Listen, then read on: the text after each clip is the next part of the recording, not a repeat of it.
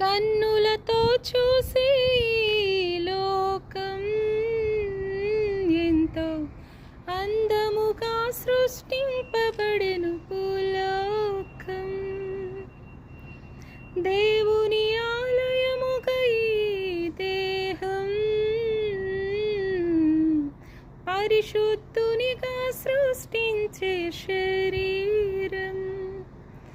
నా దేవుని సృష్టిగా ఈ లోకం మా సృష్టికర్త పనిగా.